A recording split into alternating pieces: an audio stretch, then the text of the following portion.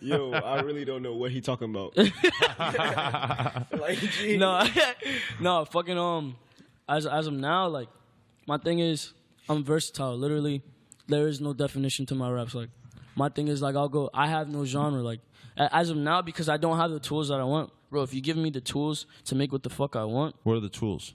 Proper studio and shit? Proper studio, proper engineering, even the people that will sit there and take their work very seriously. And like, as far as the production, if you give me the tools, I'll be the greatest artist there possibly is. Really? Literally. So you really haven't been in that like professional recording environment so far? It's just you and the laptop? I've been yeah, it's been me and a laptop, but I can go to studios whenever the fuck I want, but I want people that have the work ethic that I have. I don't want to work. I want to meet famous producers. I want to meet famous engineers, people that take their shit seriously and have molded a name for themselves that actually take their shit seriously. Right. Because I don't want to be in a studio with someone that's gonna sit there and throw some compression and throw some reverb and think it's a fucking track. That's not a fucking track. Not at all. You got to show the track some love. You feel me? Like, you can't go in the studio thinking you're gonna make some mediocre shit, and that's okay. That's why sometimes the underground like rawness of the track, like makes the track genuine. Track. Right. Yeah, exactly. So when niggas tell me, look, no disrespect to the person that said this, you gonna know who you are, but some girl was on the phone with me, was like, yo,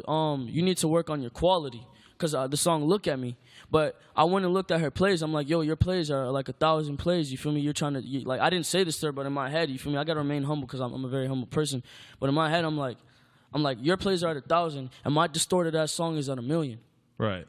But so that's the question, though. Do you feel like when you have a song and like the vocals are over and it sounds kind of fucked up and the different production quality or whatever, that a lot of people in the underground kind of mess around with stuff like this? Is that a personal choice that you made, or do you just feel like that's the aesthetic that you're going with? It's a personal thing, because my ears, I want it to fit my ears, because I know if it sounds crazy to me, it's gonna sound crazy to everybody else.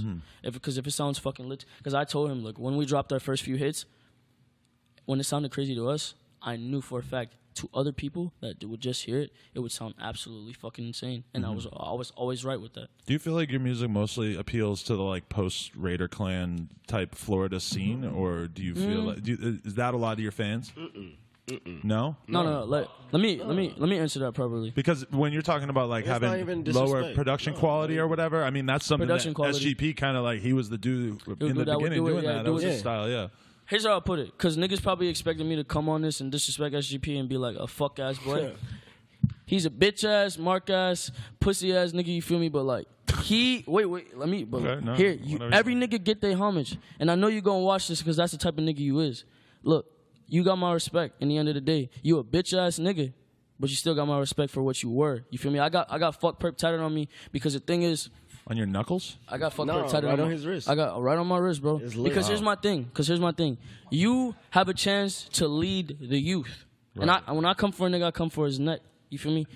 You had a chance to lead the youth. Like, all right, if you're the George Washington of the world, or you're the first president of this, or you breed this new sound, and you literally have all these fucking children. Because I've had little girls come to me wanting to kill themselves, you feel me? And I know if there's a possibility if I don't speak to them that they're going to kill themselves. Space Ghost Perp is the type of nigga where a little girl will come to him trying to kill themselves, you feel me? He'll probably manipulate them and let them do it. You get me? I'm the type of person where if I'm gonna lead someone, or I'm gonna do this shit and people idolize me, I'm gonna lead them in the right direction. You feel me? I'm not trying to be a fucking prick. Right. You get me? So my thing is, he had all these people behind him. Like, I can easily say that I very much so supported Space Ghost Perp when he first came out. Who did not? Because he had a wave going, you feel me? Right. Whatever the fuck he had going on, where he fell out with ASAP and them. Shouts out to ASAP. Shouts out to even Gaddafi, bro. Like, that beef has nothing to do with me anymore. You feel me? Definitely. Exactly. So, like, man, he had such a pull that I was so proud of him as a person, and just proud of what the fuck he was doing, because he was breeding a sound for the underground which had never, ever, ever made it out. Different sound. Like, look, you know, what niggas don't understand, bro, is ASAP ended up on MTV. ASAP ended up on MTV Awards. ASAP ended up on this, and Perp could have been right there, breeding the sound for Florida. Right. And we would have finally had someone that brought Florida to the map. Besides Rick Ross, you feel me? But Rick Ross follows a certain pattern. Space Ghost was in his own section. Right. he breeded something for the underground. The underground is where niggas like us. You feel me? I'm still an underground rapper. I'm not gonna be like, yo, I'm an industry nigga, because I don't have that much pride to be like, yo, I'm an industry nigga. I'm still an underground rapper. I'm still just wondering how I'm gonna wake up the next day like the next nigga. You feel me? I'm still wondering what my plan is the next day. You feel me? I'm still doing all of this because I do all this shit myself. You feel me? I still got my niggas by my side, but we still plan on all this shit. I'm a human. You get me? So my thing is like, nigga, if you got the power and you misuse it, you dead to me. Right. You dead to me. If you're the president and you're using your power to fuck people over, you're dead to me. So it was a no-brainer for you to take part in that Space Ghost diss song? How I put it? Because it originally didn't even start off as a Space Ghost Purse diss. Everybody added their own thing into it. Who was the other people on it? I forget. It's Lofty, 305, right. Denzel, me, and my boy right here, my partner. Yeah, me. I go last. Yeah. I'm the last on the song. It originally wasn't a diss track, to be honest. That's why my verse came out. Yeah, because it originally wasn't a diss track, but my thing is like Denzel, like I don't want to say guided because I don't like to sound like I'm responsible for something, but how do I put it? He didn't want to diss him, and I said this is a chapter of your life because even the dots on my face represents chapters. It's chapter 1 and chapter 2. So my thing is there's a beginning, there's the peak, and then there's the end. The downfall, or to some degree, you can end at top. You get me? Right. So he's going through different chapters, and that's what he needs to realize. So when you have this person from your past that has been harassing you for a very long time, because obviously he's a grown ass man. He can't bully a grown ass man. You feel me? Right. But Denzel is a person that is so passive to where he'll let people fuck him over. As far as his name, so everybody had this distinct look on Denzel, and I don't want to say pussy, but everybody had this distinct oh, hey, you know that nigga not gonna say nothing. That's how Perp was. Perp was like, oh, that nigga not gonna say nothing. He not gonna do shit. You feel me? And then I'm in Denzel's squad. You feel me? I'm ULT. I'm still members only. I'm still VR, but I'm in ULT. You feel me? So I can't have my brother because I call Denzel my brother. I call this nigga my brother. I call all these niggas my brother. You feel me? Bruno's my brother as well. I can't have this nigga in my section having a nigga trying to bitch him out and knowing that I'm going to let that shit slide because that's not the nigga I am. So I came in and left my mark. I left my mark on that. So I told him, I was like, here's what we're going to do. If you want us on the track, you're going to come for him. You're going to say something. You're going to address it like you should have been did. Because you're not going to get over on this until you win. You can't settle for a tie all the time. You can't let the little win. Don't you think in Denzel's case, he's sitting there looking at it like, I just don't even give a fuck. I'm over this. I'm bigger than he ever was. Exactly. That's exactly what he said. Bigger than he was. But see, the thing is, look where it brought us. Yeah. Look how much of a buzz Denzel got off of finally shutting Perp the fuck up. You happy with Denzel's verse? You think that he went in hard enough? I think I went the hardest on the song. I think I went the hardest on the song, but my thing. You got something to say? No, I don't got nothing to say. I like Ski's verse. Hey man, I like what? My verse. Look, nobody like me because I'm the businessman. You feel me? This nigga get to chill, he get to smoke his dope, and I gotta be out here doing all this business that shit. Man, fuck y'all niggas. No, real shit though. Like I feel like I went the hardest just because I came on with such an aggression where it's unignorable. Like I like to spark something in your head. Like whoa, you feel me? How'd you end up in Denzel's squad? How'd you meet him? Is he the main industry dude that's looked out for you? Not industry, but established. That shit was dude? Weird, bro. How it was real random. Who's that? It was random as fuck. How it happened was basically all right. I was going hard, bro. We was going hard in Broward. You feel me? We was going hard in Broward. We was going hard in Miami. Our songs was unignorable. In our city type shit. Yeah. In our we was going hard in our city type shit, and we was getting heard. You feel me? Niggas can't. After a while, you can't ignore a nigga. You feel me? Yeah. So we was going to events, and he kept seeing us. And then we got our brother named Chief, you feel me? Chief Pound, shouts out Chief Pound on Twitter, you feel me? But he basically was watching us, discovering us, you feel me? He was ULT. So we did an event called CD4. Shouts out to Creative District. Y'all probably thought I was going to shout y'all out, but I'm a real nigga. I keep up for the city, you feel me? Fucking, he seen us at CD4, and I rocked that shit. I rocked that shit. I'm talking about let me correct myself. We rocked that shit. we rocked that shit. I'm talking about like nigga. Oh yeah, we turned that shit the fuck up. We was the face of CD4 that year. To be Creative honest, District it's like an organized show. You get me? In Miami. Like, so if you come to the Miami scene, the underground scene, you'll see them. But that specific day, Kodak was supposed to perform after us. Yeah. And the way we performed, and we got it shut down. We shut that shit down. That's how well we so did. much so that Kodak didn't feel like playing after? No, it wasn't that. We turned up so lit because people were outside waiting for us. You feel me? Right. Like we had fans outside of the gate waiting for us. In the crowd and outside. Niggas started freaking out and fighting and type shit because they didn't get to see us. Right. So, yeah, man, like we turned up so hard that Kodak had to go another day. But Really? we were the face of that event. Okay. So Chief noticed us and he was bumping our shit. He brought it back, played it to Denzel, and they were bumping our shit. They was bumping our shit for a while. They tried to invite us to a music video. I don't remember. I think I declined. I didn't decline. I said all right the first time it got canceled. Yeah, it got canceled. And afterward, I think they just decided to like just get to the point. You feel me? And was like, fuck it, we just gonna tell this nigga exactly what we want. It was like, yo, come through. We want to talk to you about music and business. So we came through. Denzel got to the point. He was like, yo, I want you to be in ULT. I looked at Denzel and I told him, I was like, here's my thing. I was like, I don't know you. You don't know me. You're approaching me on a business level. I don't do that. Yeah. I have to get to know somebody. Because, like, when niggas say gang shit and then niggas say squad shit, like, that shit real. Like, when niggas say gang shit, like, it's really gang shit. Like, if a nigga crosses him the wrong way, you feel me, on the street, like, you can ask him, bro. If a nigga come at him wrong, I'm always right there. Like, I'm always going to walk up on a nigga and, like, be right there looking. You feel me? Because, like, on gang shit, like, a gang moves as in a gang, so you could call members only a gang. You feel me? You like, think you might be a little too eager to fight, though?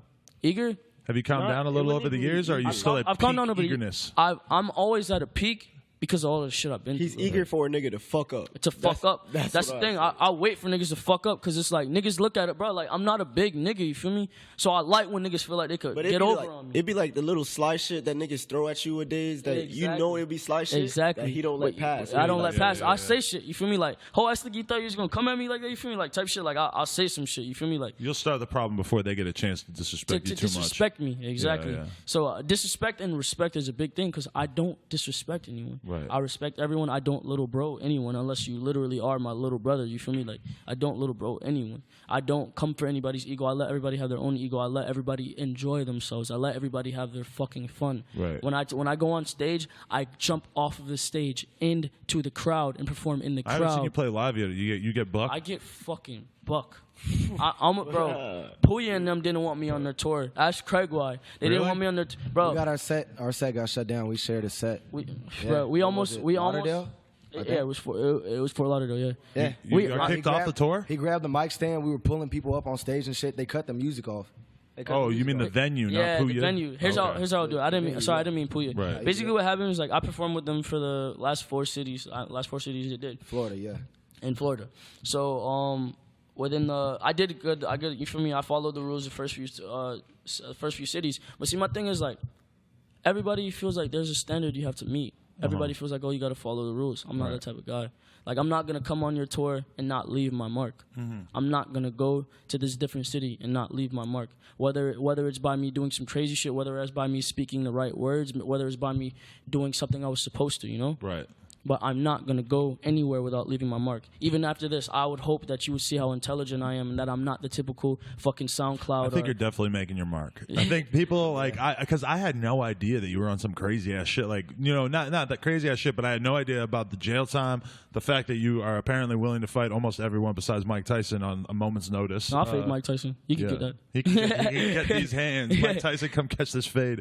Yeah, I definitely just didn't know. Like, I appreciate the music, and it's crazy, like, to me, how much of a fan base you've gotten so quickly, but I definitely didn't know that you had so much personality because you never did like an on-camera interview. Yeah. But it's crazy though because I feel like a lot of people, they need the visual component or the interview component to really start to fuck with a dude. Like, for me, you don't have any videos. Yeah, I shy away from cameras because you and this guy. My mom made me insecure, bro. Like, I don't like my face. Really? I don't think I'm. But you're like a lifelong hot boy. You're talking about being Facebook famous for being cute. I was because when I was a kid, when my mom was around, right. After she left, like, I had no confidence in myself because my mom was the one who dressed me. My mom was the one who told me that, you know, I looked nice this morning or that I need to go take a shower. Like, my mom was my voice. Does music give you confidence?